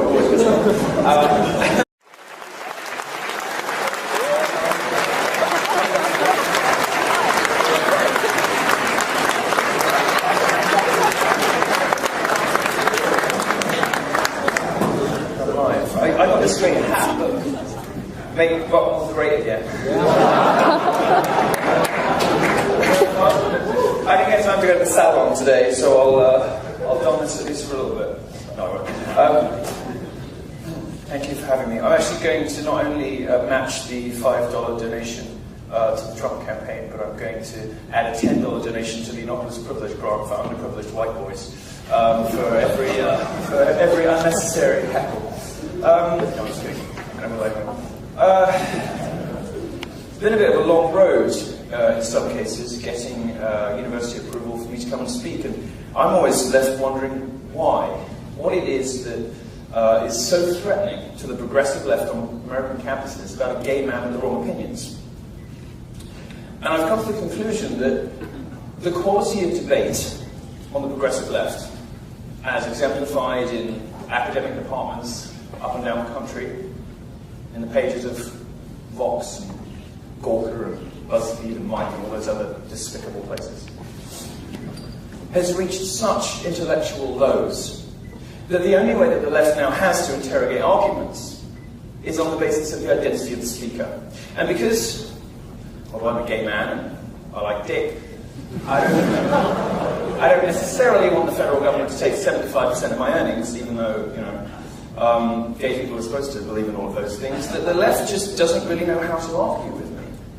doesn't really understand how to deal with somebody that they can't call a misogynist or a sexist or a transphobe or a racist or any of the other names that they will call all of you if you have the wrong opinions about things. They can't really do it with me and get away with it. It doesn't stick because I'm, you know, a preposterous gay man with ridiculous hair who never shuts up about black penises.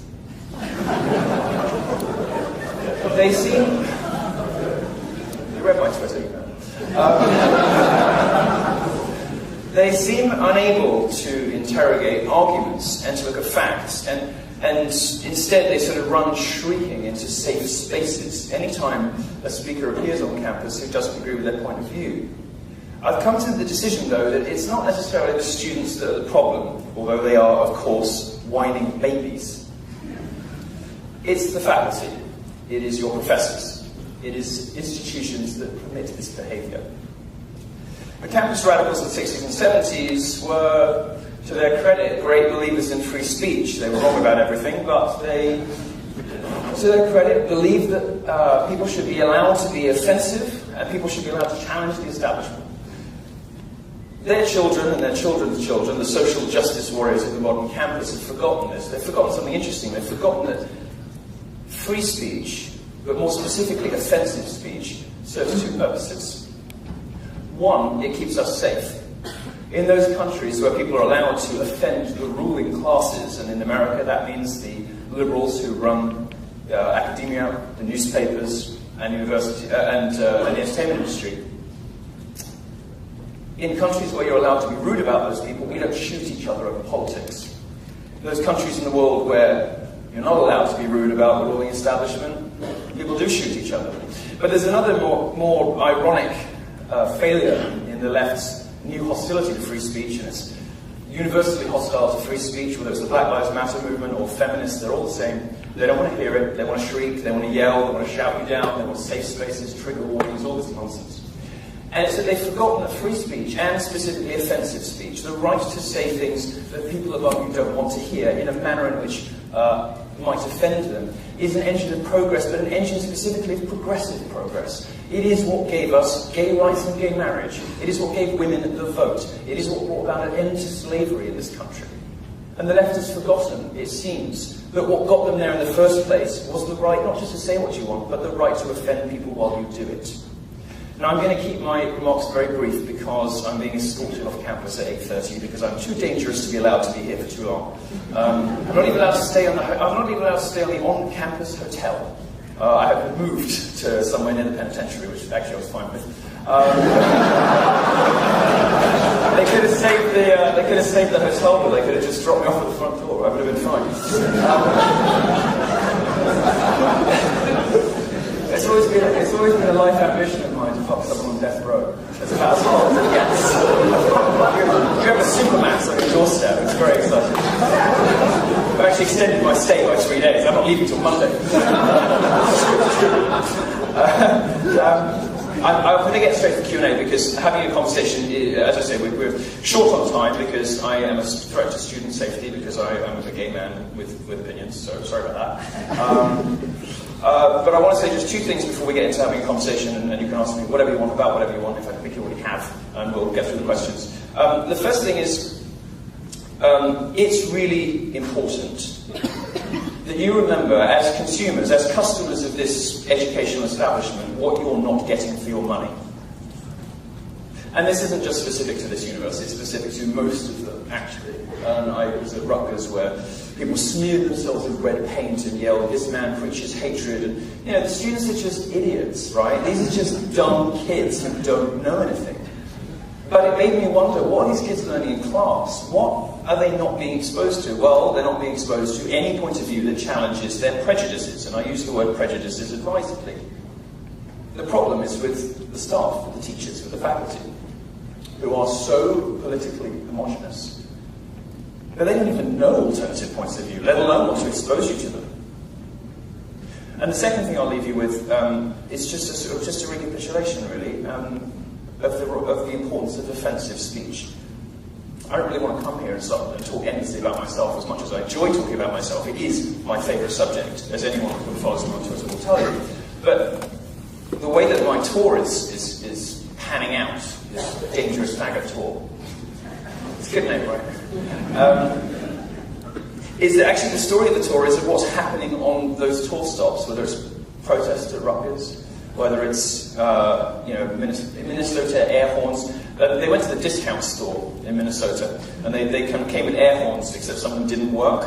So this guy sort of leapt up very enthusiastically, and his air horn went. He sort of looked at it sadly before being hauled out by the police. Somebody brought it up to me to sign later, and I just wrote, "In the end, I'll always be louder, darling." What I want to remind you of, the purpose of, the most interesting thing about this tour has been the tour itself, not necessarily the subject matter of any of these discussions, because I've realised just how infantilizing these institutions have become, and just how allergic to alternative points of view the progressive left now is. Anyone who asks for a trigger warning or a safe space should be immediately expelled, not rewarded by the institution at which they're studying with resources. Rutgers, a week after my talk, the university staged a group therapy session for people who weren't at my talk, but were so appalled and so threatened and so violated by the idea that I might, not agree with the tactics of modern third-wave feminism, that I might not like some feminists, that they had a group therapy session that involved the police. It involved the campus counselling services. It involved numerous members of the faculty, the student council. This stuff is nuts. This stuff is getting in the way of your education, and I would advise you to resist it at all turns. Every time you hear about this stuff, you should use the most powerful, the best weapon in any free speech fundamentalist arsenal, and that is ridicule. These things are worthy of ridicule, they are deserving of ridicule. You're here, the purpose of your time here is to explore new ideas. The purpose of your time here is to challenge yourself. The purpose of your time here is to interrogate new ways of looking at the world. Your professors aren't going to help you do that in many cases, because they don't care about that. They don't believe in free speech, and they are totally politically homogenous. Many of your peers are of the same view, but fortunately you have organizations like the ones who have brought me here today, and for as long as it is still allowed, you'll have speakers like me. So, although we've sort of spoken around me and the topic of free speech and not really got onto any substantive stuff, I'm going to finish there, because I know everybody has questions, and we're going to get into, if you're here because you want to hear stuff about the wage gap, or campus rape culture, or whatever you want, I think it's going to come out during the questioning. So thank you very much for coming, because it is a brave act even to show up to these talks sometimes, because you will get social censure, you will get black looks from professors, and I've heard from students here that they already have. Well, I have a message for the faculty, which is tough shit. They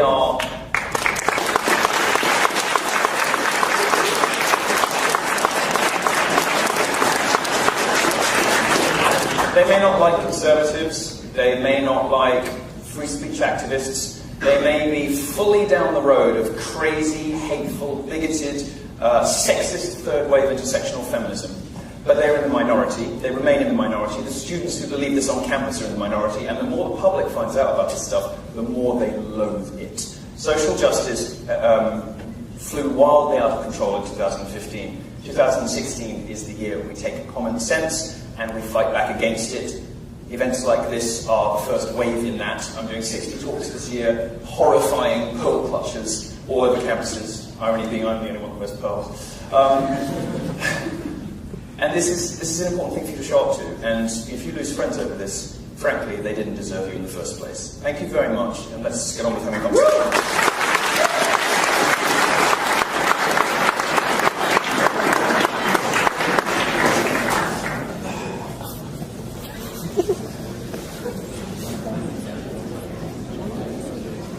Any more questions? Yes, down in front.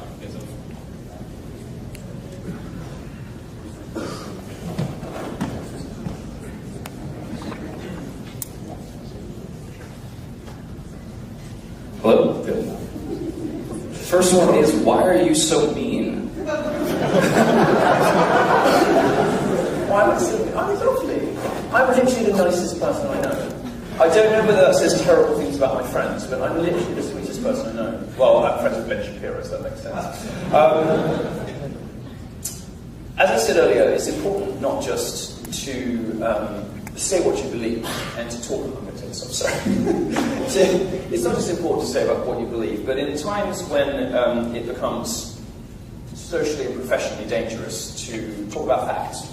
To say, for example, that campus rape culture is a preposterous lie. It is clearly nonsense that women on American campuses are being sexually assaulted at rates comparable to the Congo, where rape is used as a weapon of war. That's obviously nonsense. It doesn't stand up to the slightest bit of common sense.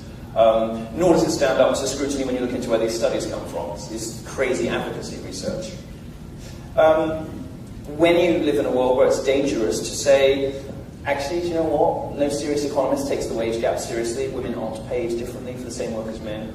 You need to revisit the dictionary and learn the difference between wages and earnings. When it becomes dangerous and difficult to say those things, because the media consensus and the academic consensus is so completely all in on these fictions, on these progressive memes that simply aren't true, it becomes difficult to speak out, and people feel very worried about losing friends. People feel worried about losing their jobs in some cases. And I think it takes polemicists, it takes people who are prepared to blow open the fire doors to start those discussions in the first place, to even raise the subject at all. If I'm occasionally mean, it's normally because they deserve it, because you are being lied to. It's very difficult to say this without sounding like some sort of Alex Jones conspiracy theorist.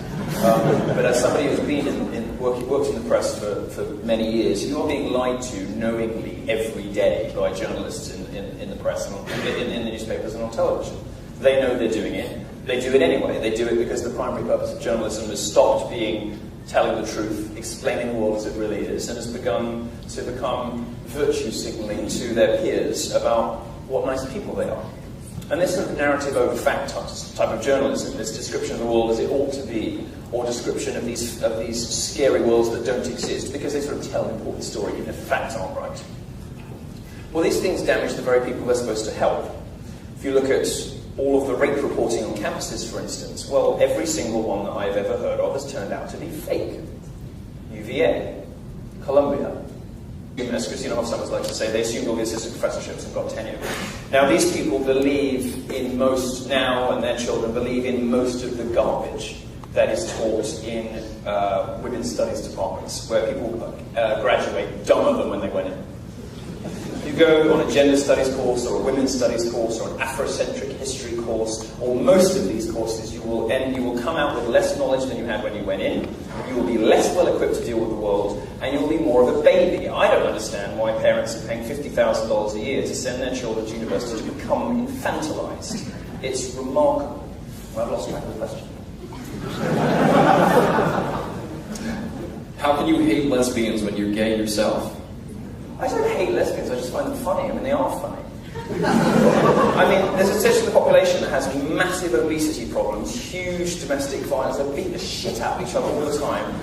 They're miserable, they're inane, they don't do anything, they never smile, always go on their pleasure cruises, they come at you with knitting needles if you dare to suggest they should maybe put down the second slice. I mean, they're just inherently funny people. I mean, I think being gay is funny. Like, gay men are funny. It is a bit funny, but lesbians are particularly entertaining. I've got many lesbian friends. I mean these jokes to them, but, some people, of course. And there's a particular brand of modern lesbianic feminism, the man-hating feminism, the misandry that characterizes modern feminism, the kill all white men, I bathe in male tears, all that kind of nasty stuff that people see from writers in The Guardian. Respectable publications employ and endorse these sorts of opinions. And it is nothing but veiled misandry. It is man-hating. There is no justification and no truth to this weird thing about, sexism is privilege plus power plus... It's nonsense. It's a cover for women who hate men, and many of those women are lesbians. I find ridiculing a movement which is based on bigotry to be perfectly acceptable. We're going to go a different way.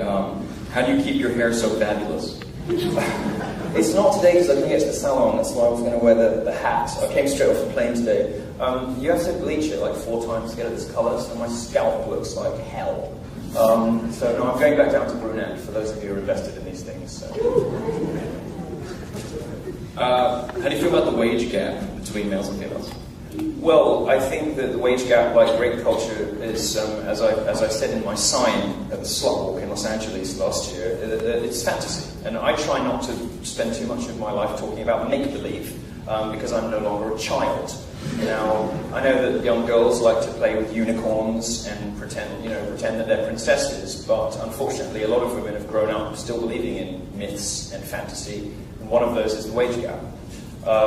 Women aren't paid less than men for the same work. If you add all of the money that men earn and all of the money that women earn and divide them, you get whatever it is, between 70 and 80, depending on whose bullshit maths you believe, 70 and 80 cents on the dollar, but that's earnings, not wages. It doesn't take into account the different life choices women make. It doesn't take into account babies. It doesn't take into account the fact that women have these biological needs to be out in the workforce for a while. And it doesn't take into account any of the other things that mitigate it. So, I mean, you take into account the different choices women make. And by the way, there is no sort of like patriarchal superstructure keeping women out of science. Because if you believe that women are being kept out of maths and physics by sexism, you have to explain why they're not being kept out of veterinary science and biology, where they completely dominate. It's bollocks.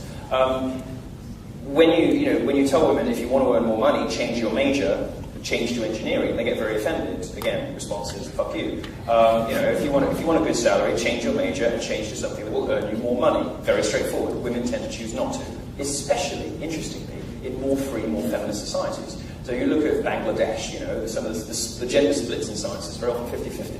You go up to Norway, the US, the UK, the gender split widens dramatically. Because women, given all the available options, make different choices. It's simply not plausible to suggest that the levels of sexism in America today are so much worse than places in the Middle East under Islam. It's not plausible. It's not true. And when women make these different choices, you account for all this stuff, the supposed wage gap narrows to a couple of %. And then if you really want to get into it, and economists have to take into all these, take these controls into account, you really want to get into it, well, men pay a hell of a lot more into the tax system. They pay way more in and they take way less out. So when you start to factor those things in, it turns out actually being a man is more expensive. So, I'm a men's rights activist, I'm not going to bang on about how awful it is to be a man. But it simply isn't true. What we tell women that, after November, whatever date is, you're working for free for the rest of the year. It's lies, and it's told to women to feed a grievance culture, to feed a victimhood culture, to feed a culture that says that you don't have to actually be wronged, you just have to say you were. You don't actually have to have any valid grievances, you just have to say you feel offended or oppressed, and you'll get free stuff. Well, I believe in organising the world that way. I prefer to tell the truth about things, and it's scary that it takes, some flamboyant fag from Britain to come over to America and tell you guys, because none of the boys have got the balls to do it. But I understand why they haven't, because you lose your job. How do you feel about cultural appropriation? Well, I'll tell you. I'm planning, you'll be excited by this, I'm going to give a lecture on cultural appropriation at a university in California just before Halloween, when crazy colleges like to kick up a fuss about, marrying material students. I'm going to give a lecture on cultural appropriation in full Native American headdress. I'm going to look fantastic. I'm going to have the paint, I'm going to have a tomahawk, I'm going to come in and say, how? They call me Milo, but my real name is Sleeps with Black Men. And I'm going to explain